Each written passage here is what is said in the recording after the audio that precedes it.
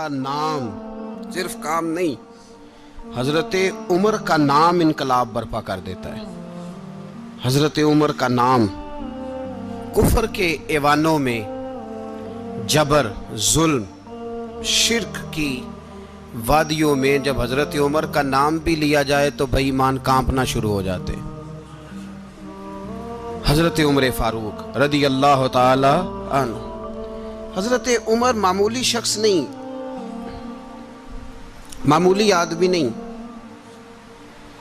کچھ لوگ صدیوں کے بعد پیدا ہوتے ہیں اور کچھ لوگ ایسے ہوتے ہیں جو ایک ہی بار پیدا ہوتے ہیں، ان جیسا دوسرا پیدا ہوتا ہی نہیں، دوسرا ان طرح کا پیدا ہوتا ہی۔ حضرت عمر رضی اللہ تعالیٰ عنہ جیسی شخصیات پیدا ہی نہیں ہوتی دوبارہ۔ سارے صحابہ در رسالت مآب پہ خود آئے۔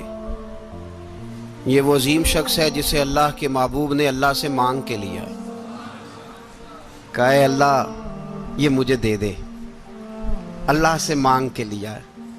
اس لیے صوفیاء کہتے ہیں کچھ مرید ہوتے ہیں، کچھ مراد ہوتے ہیں، کچھ مرید ہوتے ہیں، کچھ مراد ہوتے ہیں۔ مرید وہ ہوتا ہے جو چل کے آتا ہے، آ کے مرید ہوتا ہے۔ مراد وہ ہوتا ہے جسے کہا جاتا ہے کہ یہ کبھی میرا بن جائے نا، یہ کبھی آ جائے نا، میرا بن جائے، اس کو مراد کہتے ہیں۔ حضرت عمر مصطفیٰ کریم کی مراد ہیں، حضور کی مراد ہے۔ اللہم اعز الاسلام بے اسلام عمر ابن خطاب، اے اللہ اسلام کو عزت دے دے، میرے عمر کو کلمہ پڑھنے کی توفیق عطا فرما دے۔ اور کیسے دعا مانگی؟ او یار حضرت عمر کی تو اس فضیلت کا کوئی جواب نہیں دے سکتا، میرے رسول پاک علیہ السلام سب کے لیے ہی دعا مانگتے ہیں نا، حضور کی دعا عام ہے، لیکن مصطفیٰ کریم نے کعبے کا غلاف تھام لیا اور غلاف کعبہ کو حضور نے سینے سے لپٹایا اور سینے سے چمٹا کے کہا اے اللہ میں نے تو کبھی سوال ہی زیادہ نہیں کیے، میں کرنے آیا ہوں، مجھے عمر دے دے، عمر دے دے۔ حضور نے مانگ کے لیا۔ اور پھر جب جس کو حضور مانگے اللہ سے کہ حضرت عمر رضی اللہ تعالیٰ عنہ کا آج یوم شہادت ہے، میرا تو دل کرتا تھا کہ فجر سے باتیں شروع ہوں اور سارا دن ہی عمر کی باتیں ہوتی رہیں، سارا دن جناب عمر کی باتیں، سارا دن، اس لیے کہ ذکر جناب عمر کا ہوگا پر راضی اللہ کے رسول ہوں گے صلی اللہ، تو جاگ کے بیٹھے، خوش ہو کے بیٹھے۔ ہمارے ہاں منایا ہی نہیں جاتا، بابے اللہ کیتا ساؤن بھادروں اسو کتا تے منڈے جنوری فروری، تو اسلامی سال بھی گیا اور وہ تاریخیں بھی ساری گئیں۔ یکم محرم امت مسلمہ کے لیے بہت بڑا دن ہے، بہت بڑا دن، یہ شہادت ہے حضرت عمر فاروق کی رضی اللہ تعالی عنہ۔ یہاں چھوٹی چھوٹی باتوں پہ گورنمنٹ چھٹی کرتی پھرتی ہے، چھوٹی چھوٹی باتوں، الیکشن ہو گیا تو چھٹی، فلاں جگہ پہ تھوڑا سا کسی نے خبر دے دی کہ کوئی پریشانی ہے تو چھٹی، فلاں جگہ یہ ہو گیا تو چھٹی، یہاں تک کہ فلاں وزیر صاحب فلاں علاقے میں آئیں گے تو سارے علاقے کو چھٹی۔ اور اب تو اس سے بڑا حال ہونے لگا ہے، اگر جن لوگوں کی سندھ میں حکومت ہے ان کے لیڈر کا دن آیا تو اس دن چھٹی، اور جن کی پنجاب میں حکومت ہے ان کا دن آیا تو چھٹی۔ ہمارا مطالبہ ہے حکومت پاکستان سے، اگر سر اٹھا کے جینا چاہتے ہو تو یکم محرم کو چھٹی کیا کرو، اگر سر اٹھا کے جینا چاہتے ہو تو یکم محرم کو چھٹی کرو جناب عمر کے دن، اور ملت کے جوانوں کو بتاؤ کہ اگر عزت کی زندگی جینا چاہتے ہو تو اس طرح جیو جس طرح فاروق اعظم جی کے گئے ہیں، عزت اور وقار کی زندگی۔ جمہوریت حضرت عمر سے سیکھنی پڑے گی، حکومت کرنے کے طریقے حضرت عمر سے، رعایا کو سیکھنا پڑے گا کہ امیر کس طرح بنایا جاتا ہے اور امیر کس طرح کے ہوتے ہیں۔ یہاں لوگ ہمیں یورپ کی مثالیں دیتے ہیں، لوگ یہاں ہمیں آ کر کے امریکہ کی مثالیں، انہیں کیا پتا حکومت کیا ہوتی ہے؟ وہ کہتے ہیں جی وہ سائیکل پہ جاتا ہے ان کا حکمران۔ میں نے کہا وہ سائیکل پہ جاتا ہے؟ میرے عمر فاروق مدینے سے مکے گئے تھے تو پیدل ہی حج کرنے چلے گئے، پیدل ہی۔ اور جناب عمر فاروق رضی اللہ تعالیٰ عنہ عید کی نماز پڑھانے گئے، عید کی نماز عمر خطبہ عید دینے گئے۔ اور اس زمانے میں کون سا غریب ہے جو ننگے پاؤں جاتا ہو؟ کون سا غریب ہے جو مسجد ننگے پاؤں جاتا ہو؟ لوگوں نے تو 3 قسم کی چپلیں رکھی ہوئی ہیں، ایک مسجد جانے کی علیحدہ ہے، گھر پہننے کی علیحدہ ہے، شادی بیاہ پہ جانے کی چپل علیحدہ ہے۔ حضرت عمر فاروق رضی اللہ تعالیٰ عنہ نکلے عید کا خطبہ دینے کے لیے، تو بیوی سے کہنے لگے جوتا، اس نے کہا صاحب اتنی دفعہ ٹوٹا ہے، اب گانٹھا نہیں جا سکتا، اتنی دفعہ ٹوٹا ہے کہ اب دوبارہ پیمند نہیں لگ سکتے۔ تو حضرت عمر کہنے لگے چل کوئی حرج نہیں، بغیر جوتے کے ننگے پیر ہی چلتے ہیں، کوئی حرج نہیں۔ تو کہنے لگے لوگ کیا کہیں گے؟ فرمایا چپ کر، لوگ جس دن عمر نے یہ دیکھ لیا نا لوگ اس کے بارے میں کیا کہتے ہیں، اس دن عمر عمر نہیں رہے گا۔ تو کہا پھر آپ کا نظریہ کیا ہے؟ فرمایا میرا نظریہ یہ ہے کہ رب رسول میرے بارے میں کیا کہتے ہیں، لوگوں کا کیا ہے؟ لوگ کل کسی کے بارے میں کچھ کہتے ہیں اور پرسوں کچھ کہتے ہیں، میرا نظریہ یہ ہے کہ رب رسول میرے بارے میں ننگے پیر عمر جا رہے ہیں۔ کون جی؟ میں بڑا ماڑا۔ اچھا جناب، کیا کیا غربت ہے؟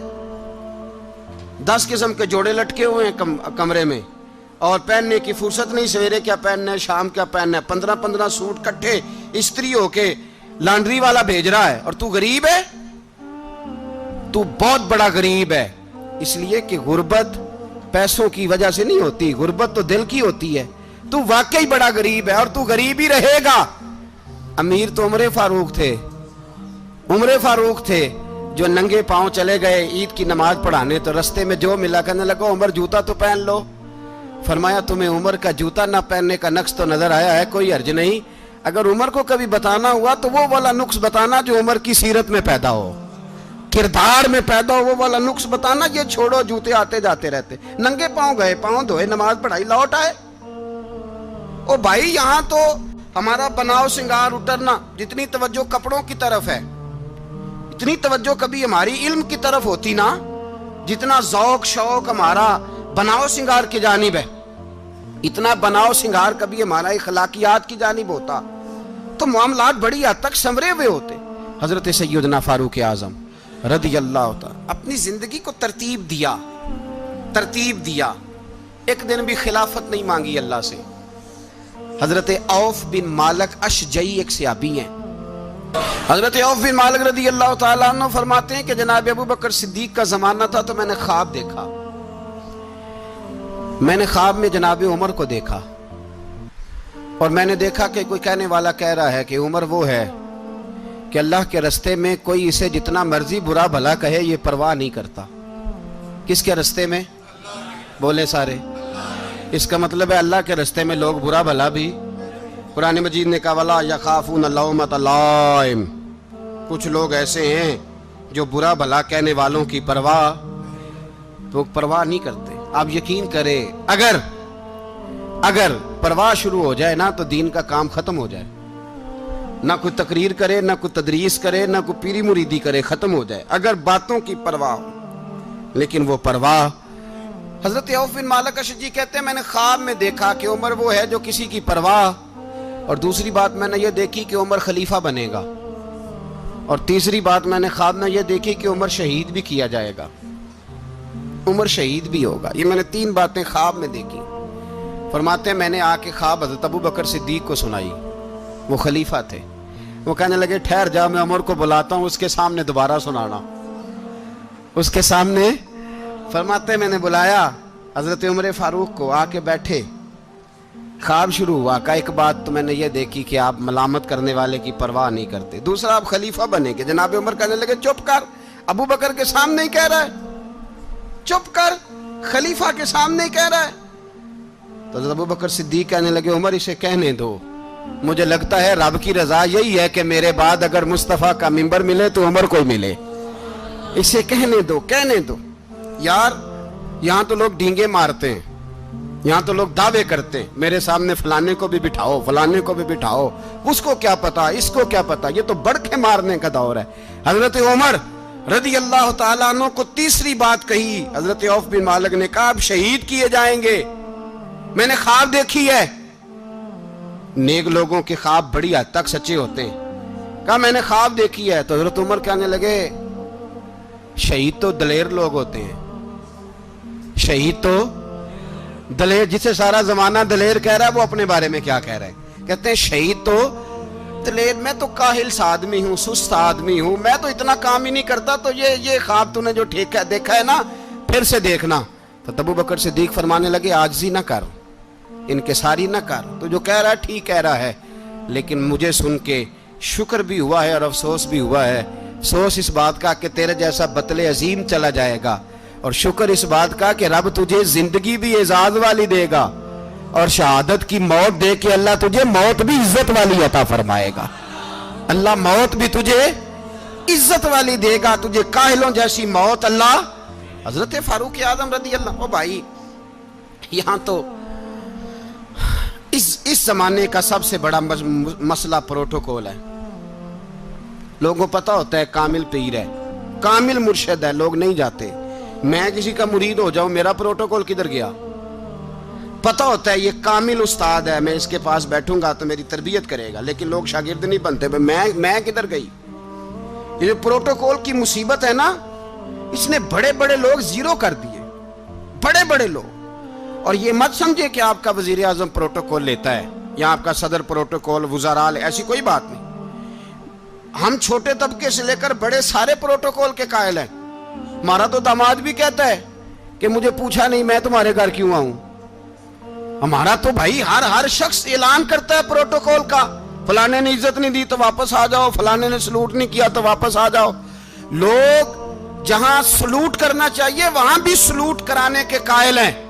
पर हजरत उमर रदी अल्लाह ताला, हजरत उमर की सादगी और फिर जनाब उमर की आजिज़ी, जब इंसान अपने ऊपर सवार कर लेता है ना, सवार कर लेता है, मैं बदकार पुराना खादम किसे दर मिली नी टोई, इते वासफ यार ने नजर जो की थी ते वासफ वासफ ही। मैं अक्सर सोचता हूँ, हुजूर ने जहां भी कहा ना, फरमाया मेरे बाद नबी होते तो खताब के बेटे उमर होते। हुजूर ने फरमाया उमर जिस रास्ते से जाता है शैतान वो रास्ता बदल जाता है। नबी पाक सल्लल्लाहु अलैहि वसल्लम ने फरमाया मेरा उमर वो है कि इसकी जुबान पर हक जारी है। हुजूर अलैहिस्सलाम ने फरमाया 950 साल हजरत जिब्रील मेरे उमर की शान बयान करें तो इनकी अजमत खत्म नहीं होती। 950 साल जिब्रील अजमत बयान करे तो खत्म नहीं होती। ये बात है हजरत उमर की। और फरमाया उमर अबू बकर की नेकियों में से एक नेकी है, ये शान है अब उमर फारूक रदी अल्लाह ताला अन्हु की। हुजूर ने फरमाया मेरे बाद नबी होते तो उमर होते, जिस गली से उमर आए शैतान रास्ता बदल जाए। मेरे उमर फारूक की शान 950 साल बयान हो तो खत्म ना हो। उमर की जुबान पर अल्लाह हक बयान करता है, जो उमर कहता है वही रब कर देता है। हुजूर सारी जिंदगी फजीलतें बयान करते रहे, उमर जवाब में क्या कहते हैं? कोई बताए ना कि ये वाली हदीसें कभी उमर ने भी रवायत की हो कि हुजूर ने मेरे बारे में ये कहा है। ये रवायतें वो रवायत नहीं करते। उनसे जब लोग कहते उमर तेरी बड़ी बात है तो उमर रो पड़ते, कहते मैं तो ऊंट चराने वाले बाप का बेटा हूं, मैं तो ऊंट चराने वाले बाप का बेटा, ऊंट चरा। इससे आगे उमर गए ही नहीं सारी जिंदगी, इससे आगे लफ्ज ही नहीं अदा की। और मैं तो भाई ऊंट चराने वाला, मेरा बाप तो ऊंट चराया करता था, 10 ऊंट थे, मेरी ड्यूटी होती थी, संभाले नहीं जाते थे, अब्बा डंडों से मारता था। सारी जिंदगी उम्र हाज करने गए, एक खुश्क तना खजूर का उमर फारूक रदी अल्लाह ताला अन्हु ने उसको अपने कलावे में लिया, रोने लगे। लोगों ने कहा उमर क्या हुआ? फरमाने लगे यहाँ मैं ऊंट चराया करता था, यहाँ मैं ऊंट चराता था, 10 ऊंट संभाले नहीं जाते थे। देखो रसूलुल्लाह की शान, आज सारी उम्मत चलाने का तरीका अता फरमा दिया है। सारी नजरिए से प्यार। यार पैसा किसको बुरा लगता है? आप जिस आदमी की 50 करोड़ की प्रॉपर्टी है उसको पूछें सबसे गरीब, आपको वही नजर आएगा। वो कहेगा मैं टाइट हूं, हालात बड़े। मैं कई बार पूछे उन्होंने, मैं आखे तो तर्जमा भी 10 छोड़ो की, हमें तो समझ नहीं आती। और टाइट हालात कौन से होते हैं जी? जिस आदमी का करोड़ों में कारोबार है ना, उसको आप छेड़े वो रोने लग जाएगा, रोने। तो कई मैंने ऐसे देखे हैं किराए का मकान है, उनसे पूछे साहब क्या हाल है, तो कहते हैं जितनी अल्लाह ने शान वाली जिंदगी हमें अता की है किसी को नहीं दी हुई। इसका मतलब है खुशी भी यही है और गम भी यही है। अंदर से खुशी है, अंदर से ही। तूने अगर राजी रहना है तो इधर से रहना है, नाराज रहना है तो बस अपने आप को खुश रखेगा तो हो जाएगा। सारे सहाबा मिल के आए, कहने लगे उमर फारूक से कहना है नबी पाक के जमाने में तो ज़ाहिरन गुर्बत थी, अबू बकर के दौर में भी गुर्बत थी, अब तो बड़ा माल है। عمر سے سفارش کرو کہ عمر نیا کرتا پہنا کرے. ملکوں کے سفیر آتے, عمر وہی پھٹی پرانی چادر اوڑھ کے اور وہی کئی جگہ پہ پیوند لگے سوٹ پہن کے سفیروں کے سامنے بیٹھ جاتا ہے. عمر کو مشورہ دو, طے ہو گئی بات. سب نے جب مشورہ دے لیا تو سارے کہنے لگے یہ بتاؤ شیر کی مونچھ کو ہاتھ کون لگائے گا, کہنا کس نے ہے, بندہ بھی تو ڈھونڈو نا. نے کہا جناب میرا یہ خیال ہے کہ مولا علی شیر خدا کہیں گے, کیونکہ جس شخص کی عمر کو سب سے زیادہ حیا کرتے دیکھا وہ شیر خدا مولا علی ہے رضی اللہ تعالی علی کہیں گے. اس لیے کہ جناب علی تو کئی دفعہ جب گفتگو کرتے تھے تو حضرت عمر چپ کر جاتے تھے اور فرماتے تھے علی نہ ہوتا تو میں ہلاک ہو جاتا. تو کہا علی سے کہو. جناب علی شیر خدا کو بلایا, کس کام کے لیے جی؟ اللہ اکبر. یہ ذرا اپنے اس دور پہ اس بات کو ذرا لاکا جناب ان سے کہیں کہ زیادہ نہیں, ایک کرتا نیا پہن لے. سفیر آتے ہیں, وزیر آتے ہیں تو ایک کرتا نیا پہن لے. حضرت علی کو بلایا, آپ فرمانے لگے کوئی اور بات ہوتی تو میں کہہ دیتا, یہ والی میں نہیں کہہ سکتا. کوئی اور ہوتی تو میں عمر کو کئی دفعہ کہہ دیتا ہوں, جلال میں بھی تو سن, یہ والی میں نہیں کہہ سکتا. میں تمہیں ایک مشورہ دیتا ہوں. کہا وہ کیا؟ کہنے لگے سید عائشہ صدیقہ سے کہو, وہ مومنوں کی ماں ہیں, عمر ٹالے گا نہیں. اماں جی سے جا کے کہا اماں جی نیا کرتا عمر سے کہیں پہن لیں, وزیر آتے ہیں بڑے بڑے لوگ تو چلو کوئی حرج نہیں. اماں جی نے کہا اچھا کوئی بات نہیں میں بلا لیتی ہوں. جناب عائشہ نے پیغام بھیجا. جب خادم نے کہا نا مصطفیٰ کے گھر سے پیغام آیا ہے, تو 20 لوگ بیٹھے تھے. عمر کانپتے ہوئے اٹھے, کانپتے دوڑے. حضرت عائشہ پردے میں تھی تو فرماتی ہیں عمر اتحیات کی حالت میں بیٹھ گئے. کہا اماں جی دیر تو نہیں ہو گئی مجھے آنے میں؟ کہا نہیں ٹائم پہ آ گئے ہو. کس لیے بلایا تھا؟ کہا عمر دیکھو غربت کے معاملات اور ہوتے ہیں, جب اللہ آسانی دے تو کوئی چیز استعمال کرنا حرام نہیں ہوتی, اگر حرام ہے تو بتاؤ. کہا نہیں اماں جی حلال ہی ہے. تو فرمایا پھر اتنے سفیر آتے ہیں, مشیر آتے ہیں, اب تو مال غنیمت بڑا آتا ہے, ڈھیر لگ جاتے ہیں مسجد میں, تو چل ایک نیا کرتا تم بھی پہن لیا کرو. اور آپ نیا کرتا پہنو گے تو دھاک بیٹھے گی غیروں پر. تو صحابہ کا مشورہ ہے کہ آپ نیا لباس پہنے. اماں جی کہتی ہے میں نے حکم دیا تو عمر چپ کر گئے, گردن جھک گئی. تھوڑی دیر کے بعد سیدنا عمر فاروق نے سر اٹھایا تو داڑھی پہ آنسو گر رہے تھے, رو پڑے. کہنے لگے پاک محبوب کی پاک بیوی جیسے حکم کرتی ہو میں حاضر ہوں, پر مجھے وہ والا لباس پہنانا جو میرے مصطفیٰ نے پسند فرمایا ہے. اگر یہ رنگ رسول پاک کا ہے تو میں حاضر ہوں, اور اگر نبی پاک کا نہیں تو پھر جیسے آپ حکم کریں. جناب عائشہ کہتے ہیں عمر روئے تو میں زیادہ روئی, میرا پلو بھیگ گیا آنسوؤں سے. میں نے کہا عمر آپ جائیے. عمر یوں نکلے تو جو صحابہ کھڑے تھے وہ کونے میں تھے, سارے آ گئے. کہا اماں جی کیا بناؤ؟ فرمایا بھائی تم سب جو باتیں کہتے ہو وہ اپنی جگہ ٹھیک ہیں, پر عمر جو بات کرتا ہے وہ سب سے زیادہ ٹھیک ہے. عمر جس پہلو پر بات کرتا ہے وہ یار ایسی عاجزی, ایسا رنگ, ایسا انداز, ایسا طرز حیات, ایسی زندگی. اولاد کے معاملے میں لوگ بزدل ہو جاتے ہیں, بزدل.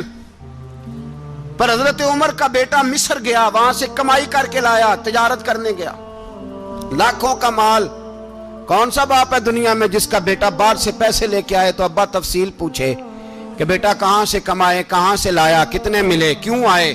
کون سا باپ تفصیل پوچھتا ہے؟ ابا تو کہتا ہے لا صحیح, اور تعریفیں کرتا ہے میرا بیٹا بڑی کمائی کرتا ہے. کبھی پوچھا ہے اس سے کہ ڈیوٹی صحیح دیتا ہے کہ نہیں؟ کبھی پوچھا ہے کہ تو ایمانداری کی روزی لاتا ہے کہ حرام کی کماتا ہے؟ یہ باپ کی ذمہ داری ہے, یہ اماں کی ذمہ داری ہے. پھر کہتا ہے بیماری کیسے آ گئی, پریشانی کیسے آ گئی؟ تو نے کبھی سوال کیا اپنی اولاد سے؟ حضرت عمر فاروق رضی اللہ تعالیٰ عنہ کا بیٹا مصر سے پیسے کما کے لایا تو جناب عمر نے بلایا, فرمایا بیٹے اتنی تو تیرے پاس راس ہی نہیں تھی, تھوڑے سے تو پیسے لے کے گیا تھا, اتنی کمائی کیسے ہو گئی؟ اتنے تو پیسے نہیں تھے صاحب, کہاں سے کمائی لائے؟ اس نے کہا ابا جی وہ جو میرے چچا ہے نا مصر کے گورنر, آپ کے دوست, انہوں نے میری مدد کی ہے. فرمایا جتنے لوگ گئے تھے سب کی ہے مدد اس نے؟ کہا نہیں صرف میری کی. فرمایا تیری کیوں کی؟ تیری کیوں کی؟ کہا حضور آپ کے دوست ہیں. فرمایا چپ کر. حضور انہوں نے مجھے اتنے پیسے دیے, میں نے کاروبار میں ڈالے تو نفع آیا تو میں ان کی رقم دے کے. فرمایا خاموش ہو جا. باقی جتنے لوگ گئے تھے سب کی مدد کی اس نے؟ کہا نہیں حضور صرف میری کی. فرمایا اس نے تیری مدد نہیں کی, اس نے خلیفہ کے بیٹے کی مدد کی, اس لیے کہ وہ خلیفہ کو اپنے حق میں نرم کر سکے. فرمایا آدھا مال تیرا ہے, آدھا مال غنیمت کا ہے, مال خزانہ کا ہے, مسلمانوں کا ہے, اس لیے کہ تو جو وہاں سے مال کما کے لایا ہے وہ اپنے باپ کے خلیفہ ہونے کی وجہ سے کما کے لایا ہے, لہذا رکھ ادھر. یہاں کہتے ہیں کدھر سے آیا, کیسے آیا, کون سا حساب دیں, کیا کریں. او بھائی حضرت عمر رضی اللہ تعالیٰ عنہ کا اپنی اولاد کے بارے میں یہ رنگ ہے. ایک جنگ سے نا خوشبو آئی, خوشبو بڑی مہنگی ہوتی تھی, عرب میں خوشبو آج بھی بڑی مہنگی ہے, وہ زیادہ استعمال کرتے ہیں. میری باتوں کی سمجھ آ رہی ہے میرے بھائیوں؟ بڑی مہنگی خوشبو تھی. جب وہ خوشبو آئی تو حضرت عمر نے کہا, گھر میں پہلے پہنچی حضرت عمر کے, چونکہ زیادہ عورتیں استعمال کرتی تھی گھر کے اندر خوشبو, مرد بھی لگاتے تھے. حضرت عمر نے اپنی بیوی سے کہا, آپ کی زوجہ تو تھی وہ بڑی خوشبو کو پسند کرتی تھی. حضرت عمر نے اپنی زوجہ سے کہا کہ خوشبو لاؤ, میں نے ایک عورت کی ڈیوٹی لگائی ہے, وہ خوشبو تول کے نا تو حصہ برابر صحابہ میں بانٹ دے گی. تو آپ کی زوجہ کہنے لگی کسی بی بی کی ڈیوٹی لگانے کی کیا ضرورت تھی, میں جو موجود تھی میں بانٹ دیتی ہوں تول کے حصہ برابر. آپ نے فرمایا نہیں تو رہنے دے, اور فلانی بی بی بانٹے گی. کہا حضور میں نے بھی بانٹنی ہے, میرے پہ کچھ حق ہے؟ آپ نے فرمایا نہیں, تو تفصیل نہ پوچھ, تو خوشبو دے دے, کوئی اور بانٹے گی. خاتون خانہ تھی نا, کہنے لگی نہیں مجھے بھی آج آپ کو بتانا ہی پڑے گا کہ کوئی جو بانٹ سکتی ہے تو میں کیوں نہیں بانٹ سکتی. زوجہ کہتی عمر نے بات کی تو میری چیخیں نکل گئی. حضرت عمر فرمانے لگے جب تو خوشبو بانٹے گی نا تیرے ہاتھوں کو بھی لگے گی, تیرے دوپٹوں کو بھی لگ جائے گی. اگر رب کریم نے مجھ سے سوال پوچھا کہ عمر خوشبو تو مسلمانوں کی تھی, تیری بیوی کے دوپٹے کو کیوں لگ گئی, تو میں اللہ کے حضور کیا جواب دوں گا؟ اگر اللہ نے یہ سوال کیا کہ تیری بیوی نے کیوں لگائی, وہ تو حصہ تھا مسلمانوں کا, تو تو نے تیری بیوی نے کیوں لگائی؟ تو فرمایا میں نہیں چاہتا کہ اللہ کے حضور مجھے اور تجھے باز پرس ہو, لہذا کسی اور کو بانٹنے دے. زوجہ روئی اور تڑپ کے کہنے لگی عمر مجھے لگتا ہے صبح قیامت بھی تیری بیوی ہونے کی وجہ سے اللہ مجھے جنت عطا فرما دے گا, تیری زوجہ ہونے کی برکت سے. بھائی یہ معیار رکھا, خدا کی قسم ایسا شخص تاریخ میں دوبارہ نہیں آیا. اتنا بڑا آدمی, اتنا بڑا شخص, اتنا بڑا آدمی, اور پھر رنگ یہ ہے کہ عمر 22 لاکھ مربع میل کا حکمران, 22 لاکھ, اور کھجور کے درخت کے نیچے مٹی کا ڈھیلا لے کے سو گئے ہیں, پرواہ کوئی نہیں, کوئی مسئلہ ہی نہیں. 2 غلام ساتھ بیٹھے تو ایک روٹی حضرت عمر نے گھر سے منگوائی, تھوڑا سا سرکہ, تو غلام کہنے لگے ہم نے بھی کھانی ہے. فرمایا کوئی حرج نہیں, روٹی کو پیٹ بھر کے کھانا ضروری تو نہیں, 3 حصوں میں بانٹ لیتے ہیں. ایک آدمی آیا ہوا تھا مصر کا رہنے والا ملنے کے لیے, اس نے پوچھا عمر کدھر ہیں, تو کہا وہ ادھر جاؤ مسجد میں بیٹھے ہوں گے. اور واپس آیا تو کہنے لگا وہاں تو 3 غلام بیٹھے ہیں, ایک روٹی بانٹ کے کھا رہے ہیں, لگتا ہے کئی دنوں سے روٹی نہیں ملی. کہا 3 غلام تو کوئی نہیں, وہاں 2 ہی تھے, تیسرے تو امیر المومنین تھے. اس نے کہا نہیں 3 غلام ہیں, کپڑے بھی ایک طرح کے پہنے ہوئے, بلکہ 2 کے تو پھر صحیح ہیں, تیسرے کے تو زیادہ ماڑے ہیں. کپڑے بھی ایک طرح کے, کھانا پینا بھی ایک طرح کا, اور ان کا نشست برخاست بھی ایک طرح کی ہے, لہذا کوئی فرق نہیں. حضرت ابو ہریرہ کہتے ہیں میں لے کے آیا, اور جناب عمر کو جب میں نے کچی زمین میں تامت سمیٹ بیٹھے دیکھا تو میں رو پڑا. میں نے اس مصر سے آنے والے کو کہا تو اس کے جلوے دیکھ, اگر اس کی ذات میں اتنا حسن ہے تو محمد عربی کا مقام کیا ہوگا. یہ مقام غور ہے, مقام غور. 10 محرم کو لوگ دیگے پکائیں گے نا, نہیں پکانی ہے, کوئی بول دے نہیں, ہاں نہ نہیں کر دے, پروگرام بدلیا تو نہیں دی عید کی کہ وہ ایک کام شروع ہویا ہے لات ٹیٹ ہونے والا. کیوں جی, پکنی ہے نا دیکھیں 10 محرم کو انشاءاللہ تعالی, ہم بھی پکائیں گے انشاءاللہ, یہاں بھی پروگرام ہوگا. تو 10 محرم کو جو دیگ پکنی ہے تو ایسا نہیں ہو سکتا کہ 1 محرم کو حضرت عمر کے نام کی بھی کوئی پک جائے. اگر امام حسن حسین کے نام کی دیگیں پکے تو جو امام حسن حسین کے سے پیار کرنے والے ہیں, جو امام حسن حسین سے, ہم لوگوں نے بھی عجیب رٹا اپنایا ہے نا, ہم لوگ بات کا ایک پہلو دیکھتے ہیں، دوسرا نہیں دیکھتے۔ حضرت امام حسن اور حسین کو بھی نبی پاک نے شہید کہا، اور جناب عمر کو بھی رسول اللہ نے خود شہید فرمایا، فرمایا شہید ہے، خود فرمایا اپنی زبان سے کہ یہ شہید ہے، خود میرا عمر شہید ہے۔ تو ان کے نام کی دیگ نہیں پکنی چاہیے، اس طرف نہیں ہماری توجہ ہونی چاہیے۔ اور اہل بیت نبوت، یہ بات میں پہلے بھی کرتا ہوں، آج پھر کرنا ضروری سمجھتا ہوں، اہل بیت کا پیار سن لو کان کھول کے، اہل بیت کا پیار اگر ہمیں کسی نے سکھایا ہے تو سیدنا عمر فاروق نے سکھایا ہے۔ اہل بیت نبوت کی محبت اگر کسی نے سکھائی ہے تو کس نے سکھائی ہے؟ بول کے بتائیے، حضرت عمر نے۔ اہل بیت کا پیار ہمیں حضرت عمر نے بول کر کے سکھایا ہے۔ بھائی یاد رکھیں، کسی کی طاقت نہیں تھی دم مارنے کی حضرت عمر کے سامنے، طاقت ہی نہیں تھی۔ کیسر و کسرا کانپ جاتے تھے، جرأت ہی نہیں کرتے تھے حضرت۔ اور ہمارے تو تعلقات بڑے ہیں نا غیروں سے۔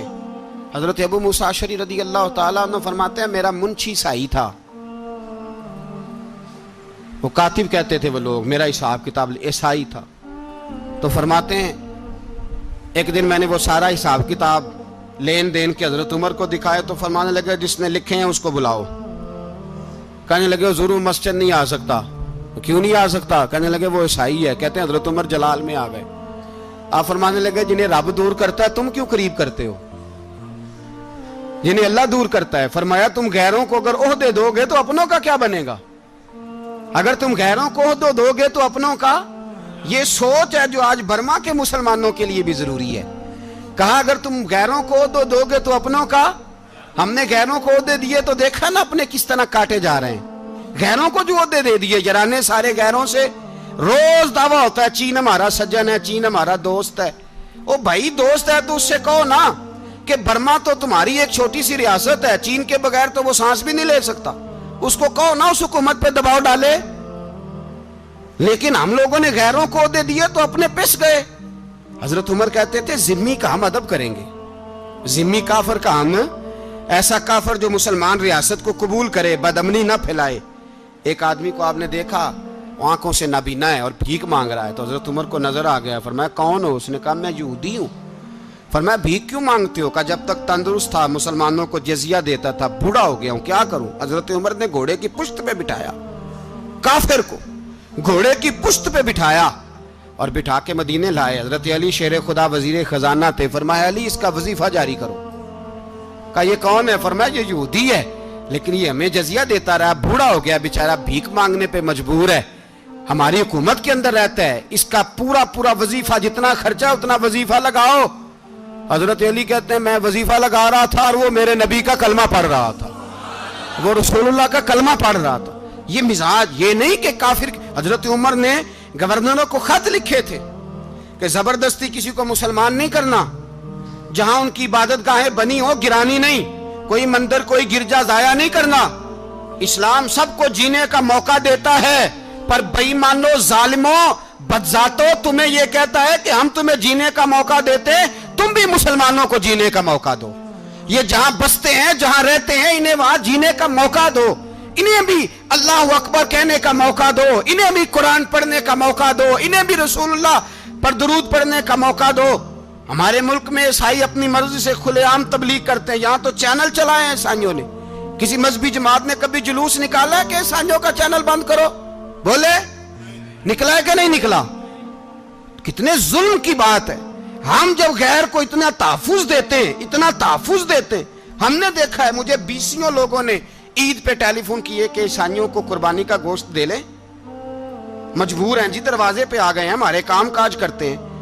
بیسیوں لوگ، عام آدمی کے دل میں ان کا اتنا جذبہ ہے، وہ مسائل کا بیان کرنا ایک علیحدہ بات، لیکن ہمارے دل کافر کے حق میں بھی نرم ہو جاتے ہیں۔ تم کس قدر زیادہ بے ایمان ہو اور کفر کس قدر زیادہ ذلیل ہو گیا ہے کہ مسلمان کے حق میں نرم ہوتا ہی نہیں۔ اور اس سے بڑے ذلیل وہ ہیں جو ان ذلیلوں کے سپورٹر ہیں، وہ کسی عرب ملک کے حکمران ہو یا کسی اور جگہ کے، وہ بڑے ذلیل ہیں جو ان ذلیلوں کے سپورٹر ہیں، جو برما کی بچیوں کے قتل پر اپنی حکومتیں چمکا رہے ہیں، انہیں شرم نہیں آتی۔ اس قدر مسلمان تڑپا ہے لیکن ان بے غیرتوں کو ذرا ہوش نہیں آئی، اور یہ ان کے کماش، ان کے دلال جو ہر جگہ ان کی سپورٹ کر کے اپنی حکومتیں قائم کرتے ہیں. بےایمانوں کو پتہ نہیں کہ کب ان پر اللہ کا عذاب اترے گا اور کس طرح ان کے پرخشے اڑیں گے. تمہیں اپنی ذلت اور رسوائی نظر نہیں آ رہی کہ زمین کس طرح تمہارے لیے تنگ ہو گئی ہے؟ اس سے زیادہ اور تمہاری رسوائی کیا ہوگی؟ ڈرو اللہ سے.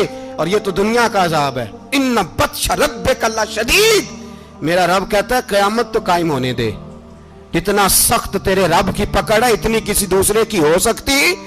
یاد رکھیں اور تھوڑا احتیاط کریں ہم سب لوگ بھی، جو ہم لوگ آدھی زبان بول کے بھی ان کی سپورٹ کرتے. اب شرم آنی چاہیے ہمیں ان حکومتوں کی سپورٹ کرتے جو مسلمانوں کی لاشوں کے اوپر حکومتیں قائم کرتے ہیں. شرم آنی چاہیے. بہرحال بات دور نکل جائے گی اور میں اپنے مضمون پہ رہتا ہوں. اہل بیت کا پیار اگر سکھایا ہے تو جناب عمر نے سکھایا ہے رضی اللہ تعالی عنہ. امام حسن ملنے، آپ یقین کریں میں جب اس واقعہ کو پڑھتا ہوں تو میرا دل جھوم جاتا ہے. میں کہتا ہوں یار ڈاڈا ہونا اپنی جگہ پہ، عشق ہونا اپنی جگہ پہ، انسان کا باوقار ہونا اپنی جگہ. جہاں کھڑے ہونا تھا وہاں یہ کھڑے ہوتے تھے اور جہاں جھکنا تھا وہاں یہ ان لوگوں میں اقبال نے کہا تھا تیری نگاہ ناز سے دونوں مراد پا گئے. عقلِ غیاب و جستجو، عشق حضور و اضطراب. جہاں اگر آیا ہے سامنے کیسر و کسرا تو عمر جیسا دلیر کوئی نہیں. اگر سامنے آیا ایران کا بادشاہ تو عمر جیسا تگڑا کوئی نہیں. اگر آیا ہے سامنے غسان کا بادشاہ تو عمر جیسا عادل کوئی نہیں. لیکن اگر علی کا بیٹا آیا ہے، اگر فاطمہ کے لال پارے آئے ہیں تو پھر فاروق اعظم سے جیسا محب کوئی نہیں، پھر ان سے جیسا پیار کرنے والا کوئی نہیں. اندر بیٹھے ہیں جناب عمر، اندر تنہائی میں کچھ وزیروں سے گفتگو ہو رہی ہے، میٹنگیں جاری ہیں. آپ کے بیٹے ملنے آئے جناب عبداللہ ابن عمر. ابا جی ملنا ہے. بات ٹھہرو، بات کر رہا ہوں، کوئی نہ اندر آئے. صاحب زیادہ باہر کھڑا ہے. تھوڑی دیر گزری تو امام حسن بھی آ گئے. کون آئے؟ آپ کو جو ملے گا امام صاحب کا نام لینے سے، وہ سردار ہیں جنتیوں. کون آئے؟ سارے بولیے. امام حسن تیری نسل پاک میں ہے بچہ بچہ نور کا، تو ہے نے نور تیرا سب گھرانہ. امام حسن آئے تو حضرت عبداللہ ابن عمر کو دروازے پہ کھڑے دیکھا. کہا امیر المومنین کہاں ہیں؟ کہنے لگے حضرت عمر کے بیٹے. کہنے لگے وہ اندر بیٹھے، کچھ میٹنگ ہو رہی ہے اور انہوں نے کہا کوئی اندر نہ آئے، لیکن آپ جانا چاہیں تو چلے جائیں. آپ جانا چاہیں تو تیری نسل پاک میں ہے بچہ بچہ نور، آپ جانا چاہیں تو چلے جائیں. تو انہوں نے کہا جب آپ باہر کھڑے ہیں تو مجھے کوئی اتنا ضروری کام نہیں، اور ابھی زور کی نماز تھوڑی دیر میں ہوگی، میں مسجد میں مل لوں گا امیر المومنین سے. یہ بات کہہ کہ امام حسن چلے گئے. یار اتنی بڑی بات نہیں تھی، اتنی بڑی بات نہیں تھی. وہ میرے استادوں کا بیٹا بھی آئے تو کہا ٹھیک ہے جی وہ سوئے ہوئے ہیں، کوئی غرض نہیں یار میں ٹھہر کے آ جاؤں گا. کوئی بڑی بات نہیں تھی، دیکھا جائے تو بڑی بات نہیں تھی، پر بات بہت بڑی تھی اس لیے کہ یہ خالی حسن نہیں، یہ حسن ابن علی ہے، یہ حضرت فاطمہ کے لخت جگر. حضرت عمر باہر نکلے. عبداللہ ابن عمر سے پوچھا کوئی آیا تو نہیں؟ تو کہا حضور امام حسن آئے تھے. تو کہا پھر شہزادے کو اندر کیوں نہیں بھیجا؟ کہا میں نے کہا تھا. وہ کہنے لگے اگر امیر المومنین مصروف ہیں تو میں ظہر میں مل لوں گا. حضرت عمر رونے لگے. فرمایا بیٹے تو نے اچھا نہیں کیا. پھر مسجد نہیں گئے، سیدھے امام حسن کے دروازے دستک دی. امام حسن باہر آئے. کہا شہزادے آئے تھے تو ملے کیوں نہیں؟ تو امام حسن کہنے لگے حضور آپ کا اپنا بیٹا دروازے پہ کھڑا تھا، آپ کا اپنا بیٹا دروازے پہ کھڑا تھا، اور منع بھی کیا تھا آپ نے تو میں زور میں مل لیتا. حضرت امام حسن فرماتے جوش جذبات میں جناب عمر نے سر سے پگڑی اتار دی. جوش جذبات میں کہنے لگے حسن میرے بیٹے کا اور آپ کا کیا مقابلہ؟ کیا اس کی ماں کا نام فاطمہ الزہرا ہے؟ کیا اس کی نانی کا نام خدیجۃ الکبریٰ ہے؟ کیا اس کے نانے کا نام محمد مصطفیٰ ہے؟ آپ کا اور اس کا کیا مقابلہ؟ پھر رو پڑے اور کہنے لگے بیٹے میں مکے کے صحراؤں میں اونٹ چرایا کرتا تھا، یہ جو میرے سر پر عزت کے بال ہیں یہ تیرے نانے کے اگائے ہوئے. میں مکے کے خبردار شہزادے خبردار. او بھائی اہل بیت نبوت کے ادب کا رنگ اگر سکھایا ہے تو سیدنا عمر نے سکھایا ہے. حضرت عمر فاروق اتھارٹی ہے، اسلام کی اتھارٹی. یکم محرم حضرت عمر کی شہادت ہے. یہودی بول اٹھا، کافر بول اٹھا، اگر 6 مہینے عمر دنیا میں اور رہتے تو دنیا میں کوئی کافر موجود نہ ہوتا. 6 مہینے. اور جب اس بطل جلیل کا جنازہ اٹھا، اللہ بخاری پڑھیے نا، اللہم ارزقنا شہادۃ فی سبیلک، اللہ بسترے کی موت نہ دینا، شہادت کی دینا. عمر شہید ہوئے، مسجد نبوی میں نماز پڑھاتے، اور جب جنازہ اٹھا تو مدینے کا پھر پیچھے جو دلیر بچے وہ مولا علی تھے. مولا علی، جناب عمر کا جنازہ اٹھا تو سب سے پہلی ہائے جو نکلی وہ حضرت علی کی زبان سے نکلی، اور حضرت علی ساری داڑھی آنسوؤں سے بھر گئی. لوگوں نے کہا کہ علی کیا ہوا؟ فرمانے لگے تم دیکھ نہیں رہے جنازہ کس کا اٹھا ہے؟ پلٹ کے دیکھو تو صحیح، تم پتہ نہیں یہ کون گیا ہے؟ کہ حضور کیا ہوا؟ آپ فرمانے لگے عمر اس طرح کے کام کر کے گیا ہے، اب ان کے رستوں پہ کون چلے گا؟ کون اس کے جگر راہ وفا میں نقش ایسے چھوڑ آیا ہوں، میں جس منزل سے گزرا ہوں وہ اب تک یاد کرتی ہے. حضرت علی حضرت عمر کے جنازے پہ کھڑے ہو کے کہتے ہیں اللہ مجھے اس طرح کے عمل کرنے کی توفیق دے جس طرح کی عمر کر کے گیا. میرے بھائی، بطل عزیز، بطل حریت حضرت عمر رضی اللہ تعالیٰ عنہ، جو اپنی زندگی انقلاب والی گزار کے گئے. عمر جب دنیا سے گئے تو 80 دینار کا قرضہ تھا، 22 لاکھ مربع میل کا حکمران. اور اپنے بیٹے سے کہنے لگے بیٹے کوشش کرنا تیرے خاندان والے مل کے میرا قرضہ اتار دے، میری قبر پہ بوجھ نہ رہے، اور اگر خاندان والے مدد نہ کریں تو میرے دوستوں سے بات کرنا، وہ مدد نہ کریں تو پھر علی سے بات کرنا. ان کا پیار آپس میں اتنا، اور تو اختلاف ثابت کر رہا. 80 دینار کا قرضہ چھوڑ کر حضرت عمر دنیا سے گئے، اور جاتی دفعہ کہہ گئے میرے بعد میرے بچوں کو حکومت کے مشورے میں بھی شامل نہ کرنا، حکومت کے مشورے میں بھی میری اولاد شامل نہ ہو. اتنا بڑا شخص اتنا بڑا رنگ دے کے 1 محرم کو جب عمر فاروق کا وصال ہوا تو بیٹے سے کہنے لگے اماں عائشہ سے جا کے کہو میرا بھی نبی پاک کے روضے میں دفن ہونے کو دل کرتا ہے. ایک قبر کی جگہ ہے اماں جی نے اپنے لیے رکھی ہے، بخاری ہے بخاری. حضرت عائشہ کے پاس صاحبزادے گئے، کہنے لگے اماں جی عمر کو زخم لگ گیا ہے، حالت بڑی پریشانی والی ہے. وہ کہتے ہیں اگر اماں اجازت دیں. سید عائشہ رو پڑی، فرمانے لگی کہ وہ اپنی قبر کی جگہ تو نہیں نہ کسی کو دیتا، پر عمر نے کمال ہی بڑا کیا. اسے کہو جاؤ گنبد خضرا میں قیامت تک جو مصطفیٰ پہ اور ابو بکر پہ سلام پڑے گا وہ تجھ پہ بھی سلام پڑھ کے جائے گا. جاؤ میں نے جگہ دی.